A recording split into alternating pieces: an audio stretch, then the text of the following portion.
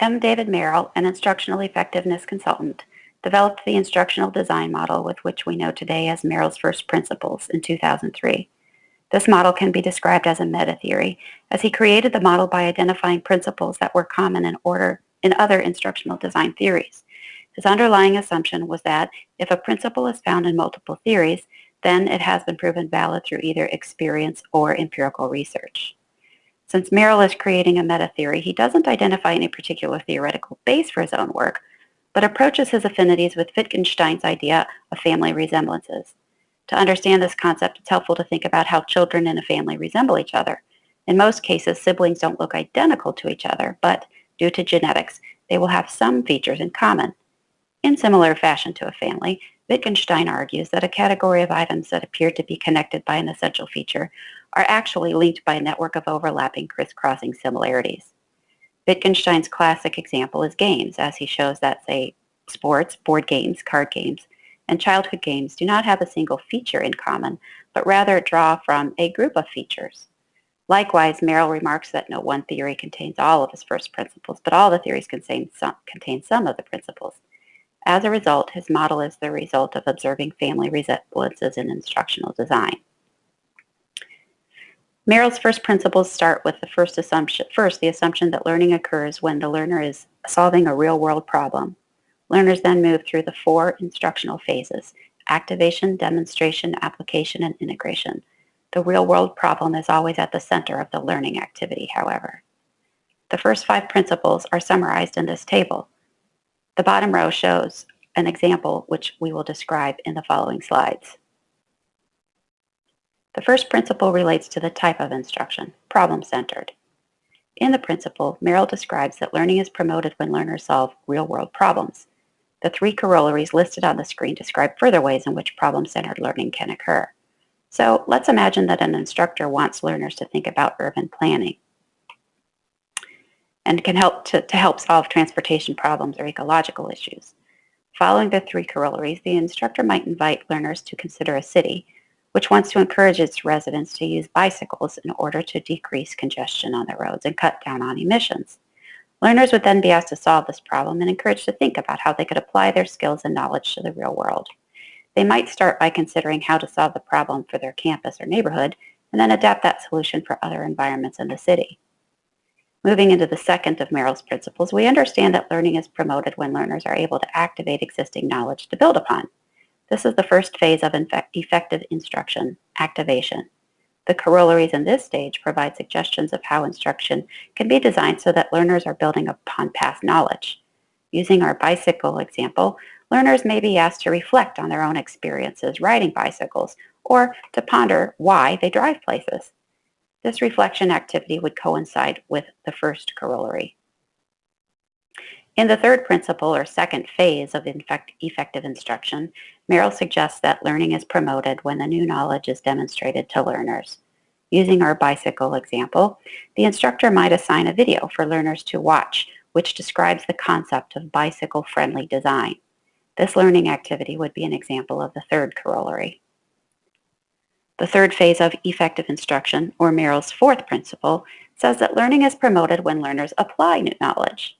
At this stage, learners could create a list of ways that the city could become more bike-friendly, brainstorm in groups pros and cons of each implementation of this change, and then narrow down their list of recommendations for action. At each stage, the instructor could provide relevant feedback on their ideas. The final principle states that learning is promoted when learners integrate their new knowledge. To conclude our bike example, the learners could develop a 3-minute persuasive video describing specific ways in which the city could change to become more bike-friendly. They could then send this video to the local city planners or post it on a local community forum or show it at an event on campus, thus publicly demonstrating what they have learned. In addition to the 5 first principles of instruction, Merrill identifies 3 basic properties of his principles. Specifically, he claims that the implementation of these first properties promotes effective learning, that these principles can be applied to any system or environment, and that they need to be taken into account at the design stage. But are they equally good for all contexts? In fact, Merrill's principles are best suited for formal learning contexts, where instructors are leading learners through instruction and content and presenting them with only somewhat authentic environments in which to consider real-world problems. In other words, they work best in cases where an instructor is involved to ensure that the problem is actually solvable, does not require the learners to use too many areas of skills and knowledge, and does not introduce additional complications that would increase the cognitive load. As a result, they may work less well in certain corporate learning contexts, such as on-the-job trainings, where a blend of informal and formal learning may be taking place, and where participants may work with problems that are not solvable or that require additional expertise that the course is not designed to develop. When Merrill's first principles were used in Shell's corporate training program, the instructional designers found that they needed to expand upon them as depicted in this diagram. For instance, they noted that they needed to think more about collaboration among learners and colleagues, and about knowledge sharing and learning from experts, mentors, and others in the organization. They needed to involve other stakeholders, such as learners' supervisors. They also observed that they needed to think about how to accommodate learners with diverse needs due to differences in their professional experience, regional and geographical demands, and cultural backgrounds. Lastly, they needed to think strategically about how to use the materials in the workplace and the available technology. Overall, we were interested in exploring this model further for several reasons. First, the model provides a simple overview of the learning process, which makes it easy to comprehend. Second, because the learning is grounded in real-world situations, learners may be more motivated to engage in the material and address important issues. Third, the end process of integration is the ultimate proof of mastery of whatever problem is solved. When one can integrate newly learned material on a regular basis, they've conquered the unknown of the original problem. No one instructional design model is perfect or without limitations. For Merrill's first principles, there are several drawbacks. First, it's debatable whether all instruction can or should be centered on real-world problems.